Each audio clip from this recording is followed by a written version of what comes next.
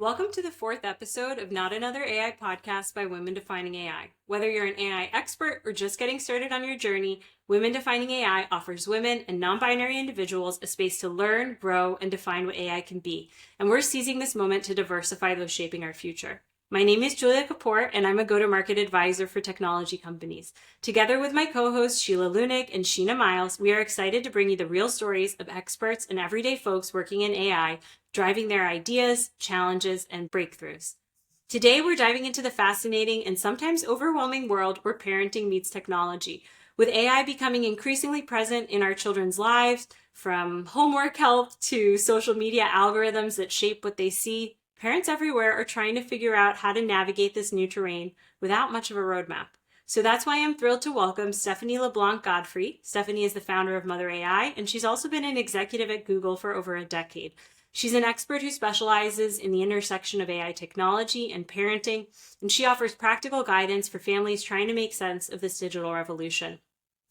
I've been eager to have this conversation because I'm a parent myself and I have a lot of questions, but also because so many of you have reached out with questions about this topic. Stephanie, thank you so much for being here and welcome. Thank you. I am a day one fan, and so excited to get this opportunity to be in conversation with you and the whole WDAI community. Thank you. Thank you. I know you've been a member for a long time. Yeah, I've just been inspired and motivated by the community that's being built and that's growing. You guys are growing. We're growing a ton, yeah. And it feels like every day there's a new micro learning module, and every day there are 20 new posts about someone vibe coding or creating something custom, and it's just really, really exciting. Yeah, and that's what I love most about the community. I can just step in and step out when I have time to like nerd out on all Yeah. of the cool use cases that the community brings out. And then it just further inspires the work that I'm doing with Mother AI and giving me ideas on things to talk about within my community as well. I love that. I love that. So let's get into it. Before we talk about Mother AI, I want to get a sense of who you are. So tell us a little bit more about Stephanie. Sure. So always love to rep Brooklyn, born and raised in Brooklyn, New York. My family is from Trinidad in the Caribbean, and so those two aspects of my culture are always quite clear when you see or hang out with me. I always like to make those two things known. I have my degree in electrical engineering.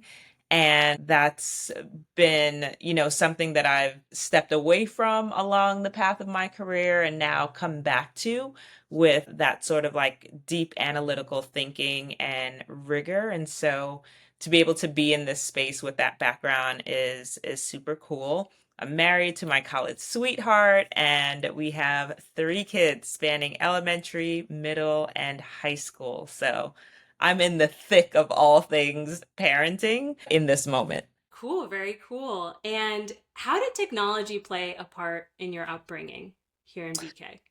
Yeah, so at the age of 10, I got my first gateway computer, which if you're a woman of a certain age, you'll remember that it was these like cow spotted boxes was their marketing campaign to deliver computers. And so got that first one at the age of 10. My uncle worked at IBM, and he would come over and open it up for me and explain the insides, the innards of the computer.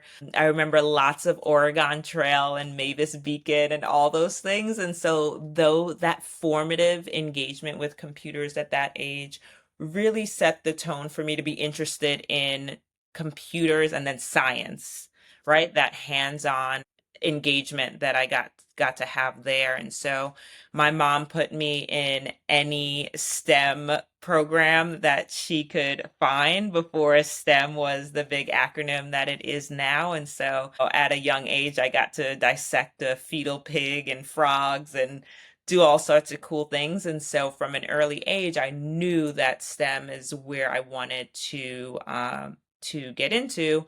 And so said, so done. I went to Stevens Institute of Technology and got my degree in electrical engineering. Exciting. Kudos to your mom for putting you in all those programs. Shout out to all the moms who are encouraging their kids and Yes. allowing them to pursue their interests and really help them thrive. I love that. Yeah. Even when they don't understand it, push them Exactly, towards exactly. whatever their interests are. Yeah. Yeah, yeah. Very cool. And so, talk to me a little bit more about Mother AI. How did it come to be, and what is your goal with the platform? Yeah, so it started in 2023, like not too long after, ChatGPT came on the scene and just kind of blew up AI the way that we know it. And my husband was like, "Hey, we should, try ChatGPT when we'd be having conversations." And I'm like, not really interested. Let's just talk. Like I wasn't really paying attention. And I'm in the tech ecosystem. And I was just like, yeah, I'll get to it later. But my kids came home. They were in fifth and seventh grade at the time and talked about, some kids, some of their friends using AI for their homework. And then more shockingly, that the teachers said that they would be banning AI from the classroom. And so that's when I perked up and I was like, wait a minute. Okay, this is not like a TikTok fad that I could just ignore and push to the side. If my kids are talking about it and they're aware of it, then I need to really, get on it and understand it so that I could provide some guardrails to what it is that they're using and how they're using it. And so I started just doing some research and seeing what content was out there specifically for the audience of parents about AI. And there was nothing like even on like YouTube, there was probably like 5 or 6 videos that were specific to moms. And they were just talking about how they could use it to make money, not necessarily about how they can use it in their parenting life. And so I was like, you know what? I'm not too busy. Let me figure this Just three out. kids and a full time job, not too busy. Not too much Not going too much. on. But I wanted to like talk to us. Like, wait a minute, this is actually really cool, really scary, really impactful. And so someone has to do the work of helping to navigate this new landscape. And so I raised my hand for it. And so it started with a LinkedIn newsletter of me just sharing use cases. And it's just grown into a platform and community where I focus on education, practical tools, real life use cases to help parents in their personal life, their parenting life, and their professional life. And what I've learned, and there are studies to back this up, is that although women, particularly moms, are using AI for work, only about 20% of them are using them in their personal life. And so the charge for me was bridging that parent gap that exists in AI adoption so that we can have the same gains and benefits that is taking place in other facets of our life. Yeah, definitely. How do we empower moms to use things that make our lives easier, potentially reduce the mental load of parenting, which, Yes. especially in today's world where you have two income households, moms still bear the brunt of that mental load. Oh Can you yeah. talk to us a little bit about some of those applications that you're seeing out in the field?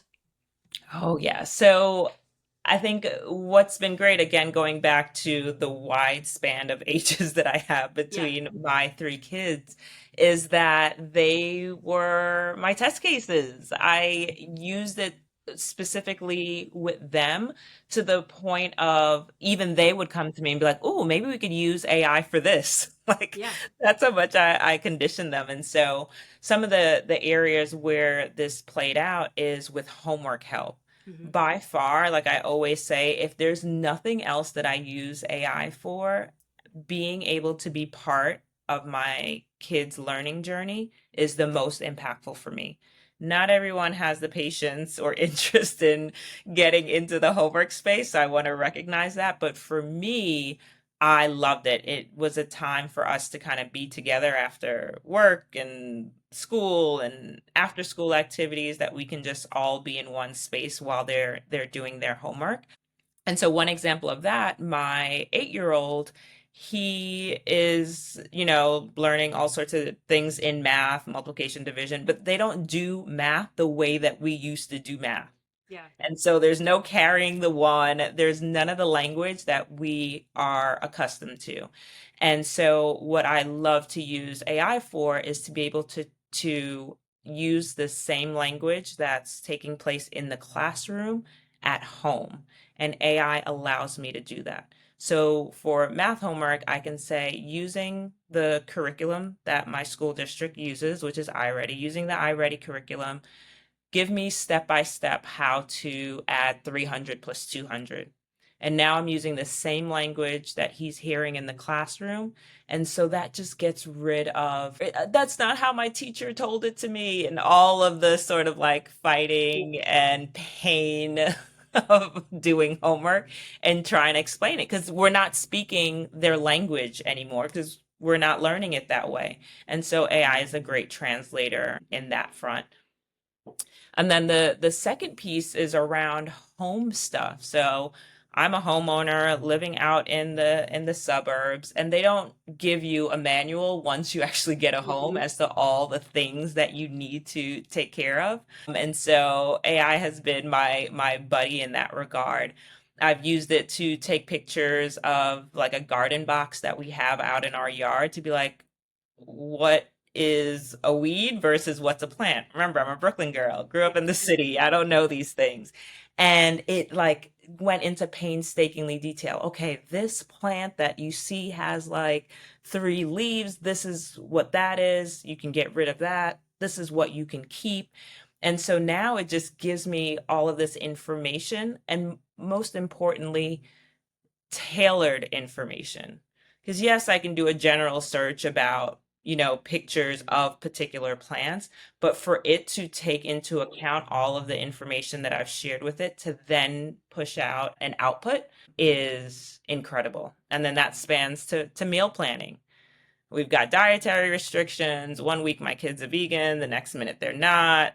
Next week they're into this and that. And so trying to meal plan based on their interests just make it a whole lot simpler and seamless using AI because you're building in those nuances and the needs of your family and it's giving you an answer based on that. Absolutely. I can see all of those being extremely, extremely useful. Now, are you just using platforms like Claude and ChatGPT and Gemini for that? Or are you going a level deeper and, say, creating a custom GPT or a Claude project to have, Stephanie's house manual with all the things that are really specific to your house uploaded into that so the GPT or the Claude project can give you really specific advice? Yeah, so this is really interesting. So I use all three. Okay, So cool.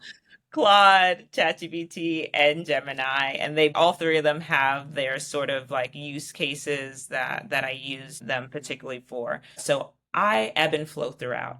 I am very aware that most parents do not have the disposable time to figure out which AI chatbot that they should use to get the answer that they have. And so when I talk about this in my newsletter, kind of sharing use cases on a weekly basis, I will give you the prompt that you should use, the chatbot that you should use, so that you can just copy and paste and get to the answer and not have to worry about, well, what should I use and where? Not everyone cares about it like you and I and the rest of our women in AI community. And so I recognize that. And so that's the audience that I'm speaking to, those who don't have the time, but can have the most benefit from knowing just where to go and what to input. Yeah, and hopefully, as they start to see patterns in what you encourage them to do and how to ask, then they can feel more empowered to go to those platforms themselves and ask new or different questions. Exactly, exactly. I mean, this technology is so knew that there needs to be an on-ramp and a show me Hmm. kind of space to be like, I know it sounds difficult or you just don't have time to do it, but let me show you how easy it is and what it can do for you. And then once they go through their first couple prompts and they see it, they've got the confidence, they've got the creativity, and then that allows them to be able to go and explore other AI apps and tools and services that are out there. But AI chatbots is really that on-ramp for those who are really new to this space. Yeah. I'm curious to know what are some of the more unique applications you've seen. So I'll give you a quick example of one that I saw on LinkedIn last week. Maggie Hott, who's a former colleague of mine, she leads go to market at OpenAI. She had posted that she was using OpenAI's image generation feature to actually create these custom coloring books of her daughter for her daughter. So she uploaded, I guess, a picture of her daughter, and then it spit out these images, like coloring book images of her daughter riding a unicorn or high-fiving a dolphin. And I thought that that was both very silly and also very special, that you could create this really nice engagement for your child that was custom to them, that was helping you parent without taking away the engagement that you might have with them.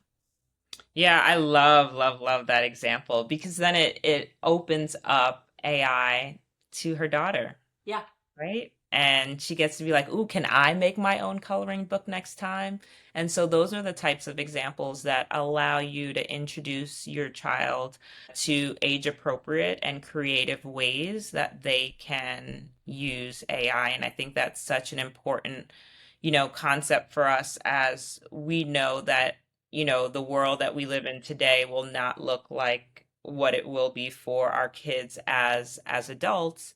And in conjunction with whatever the government and corporations are doing to build guardrails, we really hold the burden, the obligation, the privilege to really support our kids through this technology so that they can be responsible and ethical users of it. So it's really important that we create moments where you can both use the technology and have some fun with it.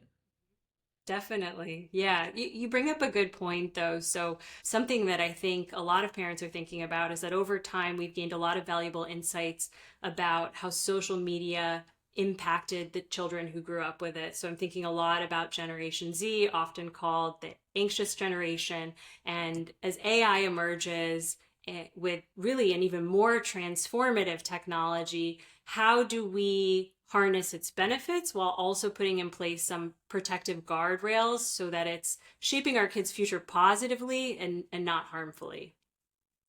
Yeah, this is the $1 trillion question. Yeah. For a couple of reasons, right? The same way we're like, all right, how much screen time should our kids have? But we always have the TV on. How often should they be on their phones or scrolling? And then we're also scrolling. And Mhm. so it's not just the like, let's fix our kids, but we also have to fix ourselves. And so I've kind of taken on a value approach versus a technology approach. And what I mean by that is, what's the type of family that I want to have? Who do I want us to be? What do I want our days to look like? And that is what informs how technology plays the part. There are some days where we'll have challenges. All right, everyone open up their phone and let me see your digital health and how long you've been on any one of these social media sites or on your phone. And then we have a competition. All right, I need you to get that time down to 30 minutes, whether it's in per day or across a couple days. And I have a super competitive family. And so we're like game on. And so that's the kind of way that we play it there. When it comes to AI, I mean, AI is now in like Snapchat and like all of these things. And so the conversations that I'm having with them is around when is the right time to use it and how to balance using it as a support and not as the answer. Again, if you remember, they thought calculators were cheating. If you had a TI-83, shout out to Yes. that relic of a thing. Calculus.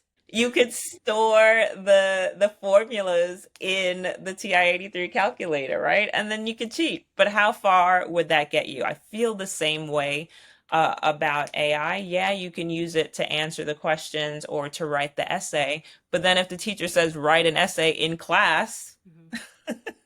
or do some other assignment in class without your laptop, then, that's where it's really going to show itself. And so, again, going on that values piece of what type of person that you want to be, how do we teach our kids to regulate the ability to see a shortcut and then say, you know what, I'm not going to do it, right? And that's an application of self-restraint and regulation that applies to all different other areas of them being exposed to things that can be harmful or just not great for them. And so I think of it in that way, in terms of the types of values that I want them to espouse, and having those types of conversations with them around digital citizenship.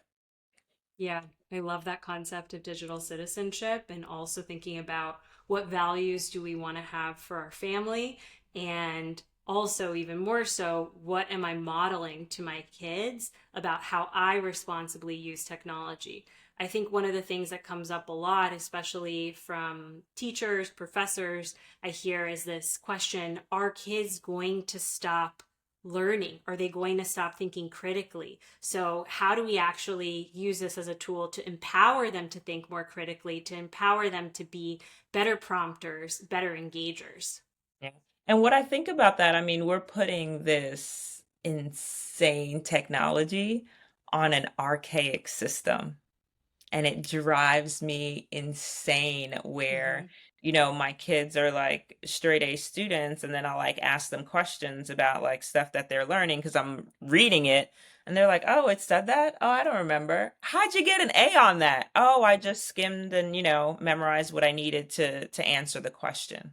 What we need to do is really turn education on its head. And the rate at which AI is evolving and the rate of which our education system has evolved is two very different speeds, but there needs to be that connection there on a deeper level, that you can't just like, put lipstick on a pig, but you've got to really fix the system and then integrate this new technology into it. And so, tall order for for for that piece. So yeah, I think it's going to be a question that we ask and that we, test and iterate on for at least a generation to come before we land on it. Yeah, absolutely. I think the biggest changes are yet to come, and we will see huge, massive shifts in our education system. I also think that brings up a point of inequity, right? Like, there are kids who have access to technology, and there are kids whose parents are more tech savvy and have access to technology, and there are those who don't. How are you thinking about that as you're educating parents and thinking about the larger AI ecosystem? Yeah, there are kind of two schools of thought here where AI has the opportunity to democratize access, right? We've Mm-hmm. heard that buzzword a lot, but it only democratizes access for those who have access Yeah. to begin with. And so, I do, have a sobering view on this, that this actually, while idealistically can bridge the gap, is actually going to make it more disparate for those who have access and who don't.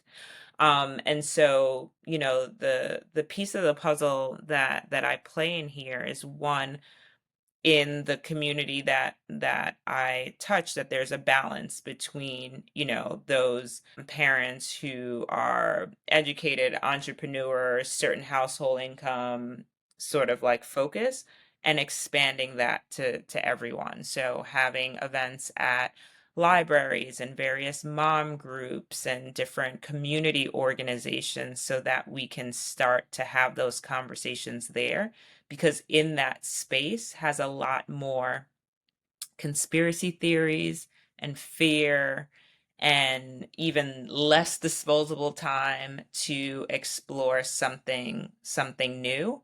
And so there's a space where we all have a duty to figure out what our role is in closing that gap and what that means for you. Yeah, I think it's very important. And I agree with you. I think that there is a world where it actually creates more of a gap. And so, how do we get behind that? How do we empower people? And how do we give them access to tools and technology without having to pay for it? I know that there are certain products out there that cost thousands of dollars a year. And there are companies and there are people who are leveraging those, but not everyone can afford it. And not everyone can even afford $20 or $30 for a Claude or Chat GPT subscription a month. Yeah, and that even brings up another aspect of it, that it's not only socioeconomic, but you think of, the foundation of what these language models are built on is what's on the internet and what's in books. And we know that there are only, certain languages that have enough data to then be represented in these large language models. And so I think of there's this woman, her name is Palomi, and I believe the name of her company is Lenape, and she creates small language models, and so goes into other countries in the continent of Africa and even in South America, where there are these dialects that haven't been written, haven't been recorded, and so it's wiping out a large swath of representation and existence of peoples and languages and cultures that are still alive and well and exist, but they just aren't done in the same way that it is in the Western world. And don't they deserve to have representation and access to this technology too? That's also another space that we need to think of when we talk about access as well. Absolutely. That's so interesting. I hadn't thought about that. I actually grew up speaking Italian, but both speaking Italian and a dialect of it that comes with its own culture as well. And I don't think anything is really, or very little things are on the internet of that dialect and the That dialect. culture that exists around it. And I can only imagine how much more exacerbated that is in a non-Western country too. Yeah, Uh, but there's a small but mighty group of people that are working through that. And so I think there's in talking about what I just referenced about finding your piece of the puzzle, yeah, that it looks like that. I love that. Cool. And lastly, what's one piece of advice you'd give to moms raising kids in the AI era? Breathe. I think we just have to do that in general because being a parent's a lot. I mean, let me just pause for a second that if you see these silly headphones that I'm wearing, they're silly because they are my sons. They're giving toddler on a plane. They're giving Bluey. I know, but I I couldn't love the find my own. bluey. Yeah. But after the breath, I think it is modeling thoughtful exploration, right? We don't have to be the perfect parent. We don't have to be the know-it-all. And again, this applies to any of the, parenting challenges that we have to go through, whether it's emotional support for our kids as they go through different things within their lives. Like, we've got to show them how to be curious, how to ask good questions, how to set healthy boundaries and think critically about what's being put in front of us. And that will give them the agency and the confidence that no matter what comes their way, that they can figure it out. And so I think role modeling that is the answer for navigating AI and everything else when it comes to parenting. Yes. Cheers to that. And where can people find you and Mother AI? Yes, so Mother AI, I'm on Instagram, mother underscore A underscore I, on LinkedIn, Stephanie LeBlanc-Godfrey. I am so excited if something that I've shared has sparked something with you, and whether you're a parent that wants to try to make sense of this, or even a company that wants to support your parents, or just curious to learn more. You could find me there. There are resources and workshops and programs that I have to kind of meet this moment in a really relatable and digestible way. And so contact me and let's chat. Wonderful. Thank you so much for joining the podcast this week. And again, this is Not Another AI podcast by Women Defining AI. You can find our community on Slack, womendefiningai.com.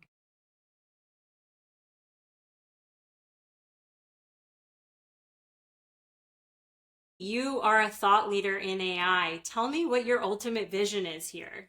Oh, yes. So my vision, I want to be seen as subject matter expert, thought leader, media personality for all things at the intersection of technology and parenting. There are so many things in the news today that impact the future of family. We talk a Yeah. lot about future of work that impact the future of family.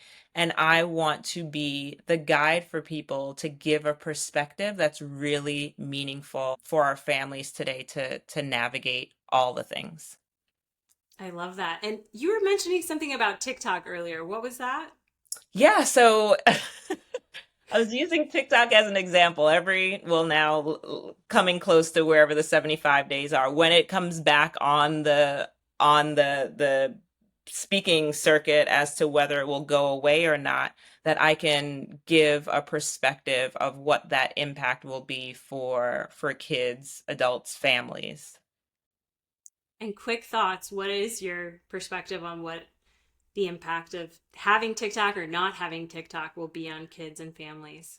I saw my kids have these really weird like reactions to it. Like they were like, "What are we gonna do with life?" And I was like, "Wow, that's Play outside. crazy." Yeah. That's crazy that you would think that way. And so, my thing is, again, all of these social media tools, they're great because Mm-hmm. with TikTok, it has helped me find Kendra Scott. It has helped me find the Color Factory and all of these cool things that my kids enjoy and love to do. And so I say, yeah, keep it because then now I don't have to research stuff. They're like, hey, this is the new fad. Let's go here or do this or buy that. And I'm all for it for the most part. But when it comes to misinformation, age inappropriate information, that's the part where I have a real issue that there are no proper controls around it. And so my answer again hasn't been to ban because I never think that that's the answer to any of these problems. But in moderation, number one, and conversation, number two. We have to talk about it. And so even the things that are happening in the news, I think my kids don't even know about it, but they're seeing it on TikTok. And so that forces my hand to proactively have these conversations so that I'm combating the perspectives that they may be hearing online and then forming their own opinions. I need to help them form those opinions, not TikTok. So TikTok has been a forcing function for a lot of conversations that we've been able to have about the good stuff and about the real stuff that's happening out in the world. Yeah.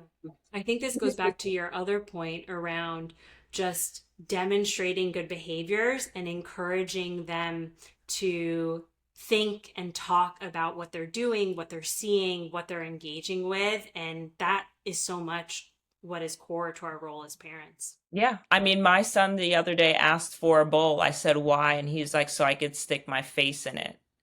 If parents out there are familiar, there was a Oh, TikToker okay. putting his face in Saratoga water as part of his morning routine. And he saw the video and he was like, oh, I want to try that. And I was like, okay, I'll get you the bowl. But I also want you to, when you see interesting TikTok trends, talk to me about it so we can Mhm. do it together, right? I Yeah. didn't come off alarmist, but I wanted him to feel comfortable sharing with me those types of trends because like sticking your head in water may not be an issue, but like huffing cinnamon had like real issues Yes. for kids, but not causing alarm and distress, but being like, "Oh, cool, let's always talk about it when you want to do a trend. That could be our thing." Creates a safe space so that when non harmless tasks come in or trends come into play, that you've already established that relationship to have that conversation with them. Yeah. I think it's so much about setting boundaries, but also showing them that you're there and you're open for conversation. It kind of reminds me of when you and I were growing up. My parents at least would say, it doesn't matter what time of night, what it is. If you need me, just call me. You're not in trouble for calling me. Just be Yes. honest and tell me. And I think that's a similar vibe I'm getting from you. And I think that that's so Absolutely. important, as especially they have access to all these things, and algorithms are showing them things that are going to stimulate them more and want them to engage, and they're probably different things than you or I are seeing because we're in different demographics. For sure, for sure. I mean, the things that they come back to me with is alarming. And so there are moments where I'm like, shut it down. We're not watching it at all for a while.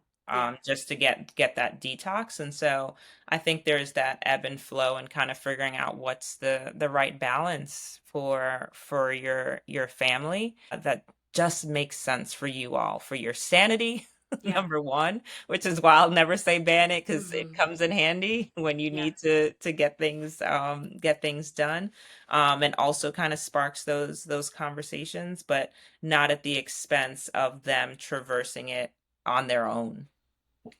Yeah, definitely.